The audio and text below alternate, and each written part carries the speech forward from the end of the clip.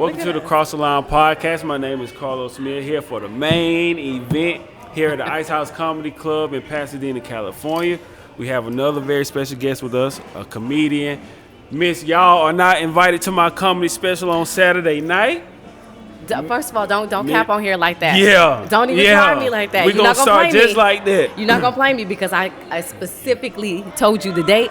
I pointed to the TV. I showed it to you and I was like, it's tomorrow. You were like, yeah, we're going to be here the whole weekend.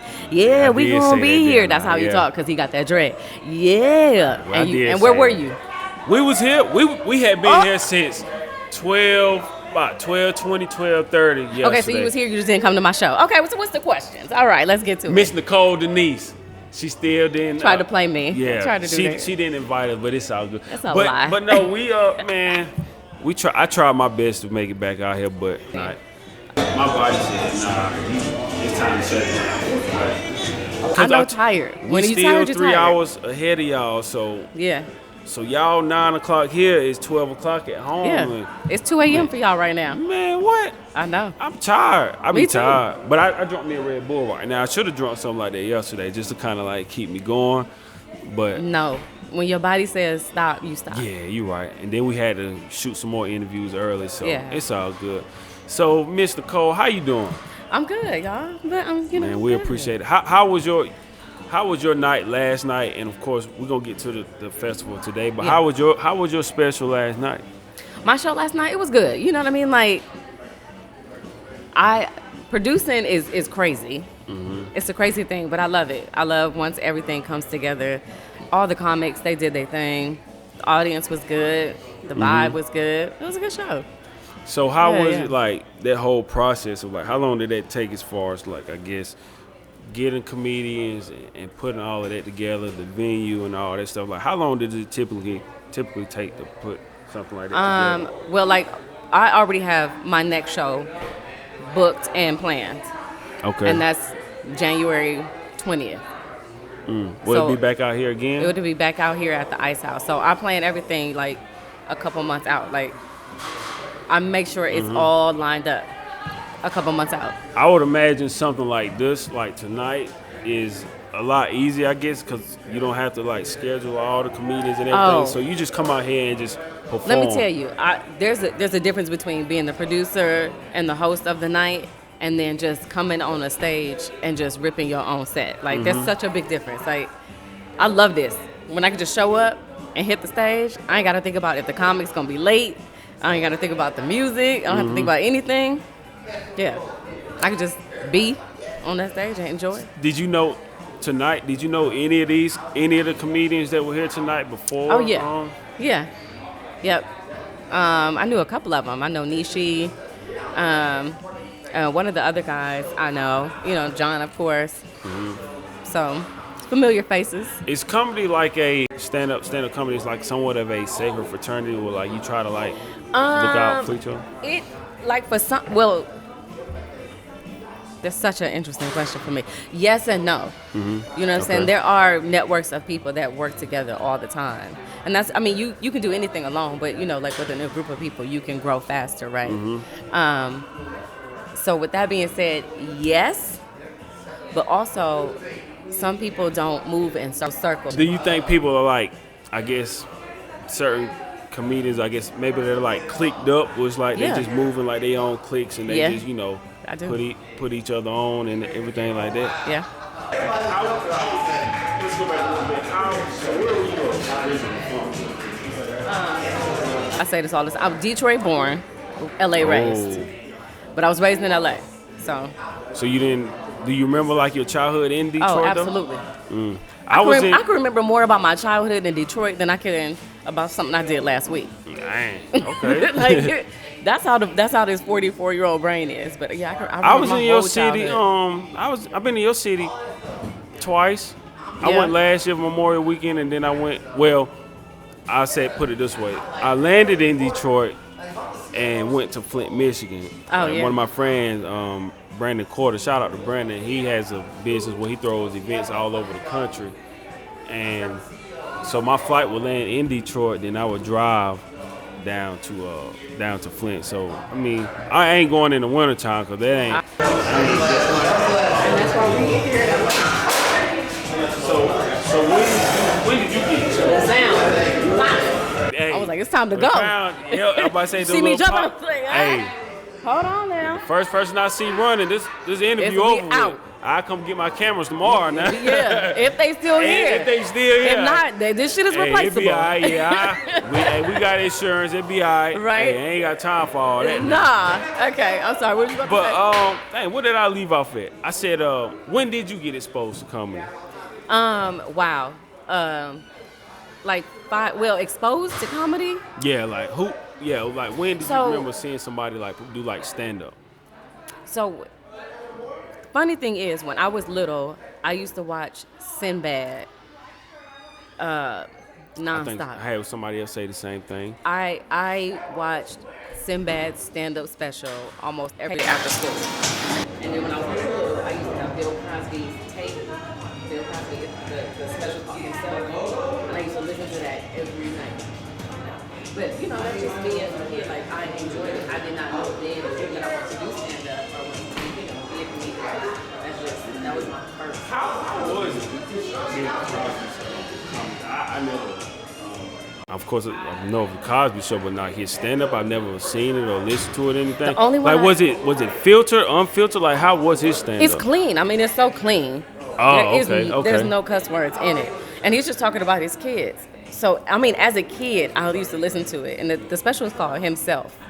So if you get a chance to listen to it, I mean, you know, you might redeem yourself. I don't know what you think about Bill Cosby, but, you know, I know how to separate the art from the artist. Right. But I think that's important, funny. too. Mm-hmm. Even as a little kid, I'm 9 years old, cracking up at this tape. So, yeah. You hear me at this tape. That's my age. I first got exposed to it, and I'm about to show my age. The first people that I remember, like I was saying, like I remember watching sitcoms like Martin and Jamie Foxx, Fresh Prince, the Wayans Brothers, the Hughley Show, the Steve Harvey Show, the Parkers, the Hugleys. I think I said that. Yeah. But I just remember In Living Color. Oh my God. Seeing those shows. In Living Color is one of the best shit. I remember seeing those shows, but when I first got exposed to like stand-up comedy, the first thing that comes to my mind is the Kings of Comedy. Oh, so I will remember seeing Steve Harvey and D.L. Hughley, Cedric the Entertainer, and Bernie Mac. So you see him. It's one thing to see them do a sitcom on national televised TV. But then, because it's filtered. Yeah. But when you see it stand up and they talking their talk and saying everything. Because I remember my parents, they had like, I remember having it on tape, so watching it in the VCR. Yep. Kids now, they don't know nothing about a VCR. Y'all don't know nothing about no VCRs. Not at all. And just seeing them like how they move like behind the scenes and like the camaraderie they had like backstage, like smoking cigars, playing cards, and joking with each other. Yeah. And then you watch the crowd, like the people would be dressed up to come to these shows. It was like it was a thing. It was a real event. A real event, absolutely. So man, when I saw that, it made me look at comedy in a different light, man. And just to see those stand up, like, have you ever seen anything like close to like what those guys? Watching the Queens of Comedy with Monique, and I can see myself, more. you know, and some more. I love some more. I love her. Absolutely. You know, I can see as representation matters. So absolutely, representation. I looked at it and I was like, damn, I could do that. I would love to do that. That looked fun. So that was. Take me back to your first show. Do you remember what your very first show was, like on stage? Absolutely. And how did it go? It actually went well. Really? I'm not even bullshitting you. I was, you know, like nervous and little stuff that, you know, as a seasoned comic, you move the mic stand. That kind of little stuff I didn't do, but I did better than I expected. I was here time. Were you in Detroit back then? No, I was here. I was here. It was only 5 years ago. This is only my 5th year doing comedy. Your 5th year doing comedy. Yeah. So it's only my 5th year. So what kind of family did you come from back in Detroit? So was there anybody that was doing stand up or any entrepreneurs or anything? I mean, there's some entrepreneurs in my family, but no one doing stand up. No one. So how long have you been living here? Oh, that's why I said I was raised in LA. Oh, raised. Okay. Yeah, I was LA raised. So we moved to LA when I was like 7. Oh, okay. Yeah. So you've been out here for a while. Yeah, Okay. a long time. So what was it that made you decide to just say, hey, you know what, I'm gonna give comedy a shot? I just started to hear it. I know it sounds crazy. So after I had my second daughter, I had a little bit of that postpartum depression. I had a whole career working in the industry, traveling and stuff like that. So to be home doing nothing with 2 kids, I was a little depressed. And every time I got in the shower, I would see myself on stage and hear jokes in my head. And so I would just get out and write. And I remember one day I told my sister, I was like, I think I'm losing my fucking mind. And she was like, why? What do you mean? I was like, every time I get in the shower, like, I hear jokes. I can see myself on stage. I can hear people laughing in my head. And she was like, that's because you're funny. She was like, just do stand-up, stupid. Where did you initially try to start your jokes? At a all women's open mic. Okay. So the only 2 people that I knew that I was thinking about doing stand-up were my sister and my friend. And she was like, they're both like, well, just do it. And I was like, if it's God's plan for me to do it, it'll happen. Like, I don't want to force nothing. I don't want to take no classes or nothing. I was really trying to find a way to not do it. Right.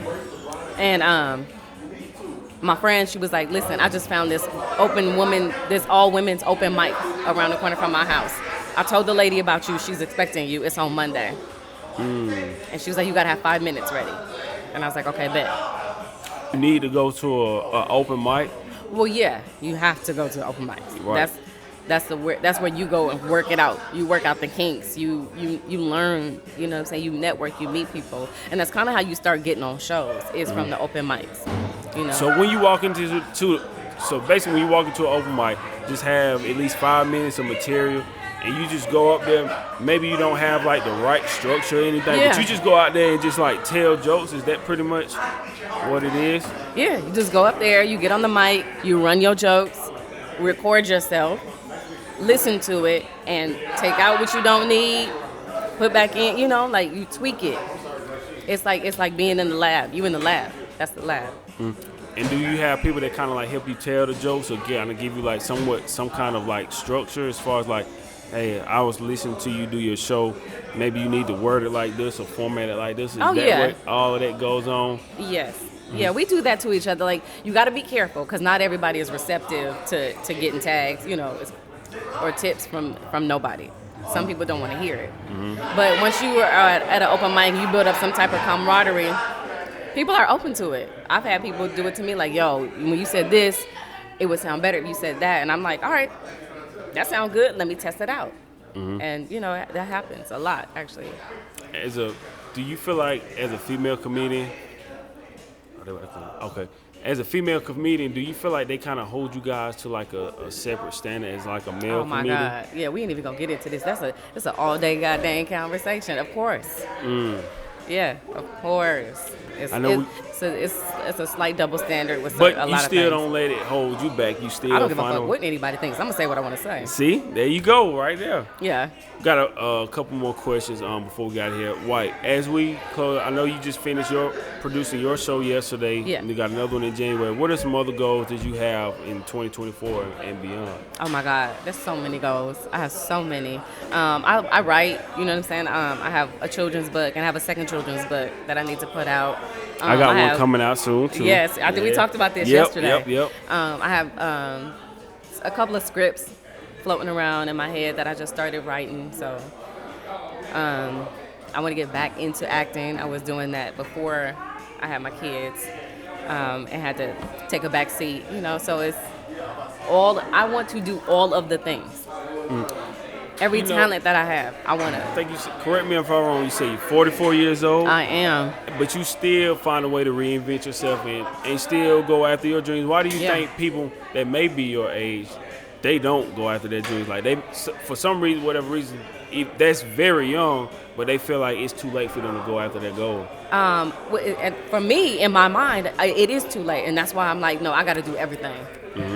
The clock is ticking. Like, tomorrow ain't even promised. I'm making all these plans, and I'm not even on my own time. But I know that I don't want to waste the time that I have. Absolutely. So every talent that I have, everything that I think I want to do, I'm going to do it. Absolutely. Final two, go after their life goals and just live in their purpose. What advice would you have for them? Just do it. Like, my biggest piece of advice is to figure out who you are. And that means addressing the bad shit that's happened to you, the good things that have happened to you, all of those things. Like, figure out who you are, and then take that person and just go. Absolutely. Go. I think a lot of people get held back because they don't really know who they really are. I mean, and they can get you can get so consumed in the work that you do, you can think that that's your life, and you don't really take the time to figure out who you are. Like, you so used to accustomed to just getting up and going to work and working 9 to 5, but you don't take the time to figure out what it is that you really like. That's why a lot of times some people, like you see, a lot of times when people get older and they retire, maybe a year or two later they die. Because they're so consumed in like what they do with their job that they don't know what they like outside of work. Right. And that's all that they do. That's all they do. You gotta find your purpose and like do what makes you happy and feel fulfilled. Because if you don't know who you are, you easily sway. You easily pushed, and you never know what purpose you actually have here on this earth. You never figure out why you were actually put here by God. What does self-investment mean to me? I mean, it's very obvious. That's investing in myself. If you invest in yourself, you win all the time. Absolutely. Always bet on yourself. Always bet Continue on yourself. to go after your goals, and don't let anybody stop you from chasing your dreams. Even though you have those ups and downs, continue to believe in yourself. Miss Nikole, thank you again for taking the time to sit with us. Me. Before we got here, can you please tell everybody how to find you? You can find me at on Instagram at Nikole Denise Comedy. It's Nikole. I am black. Put the K in there, okay? It ain't no regular C. It's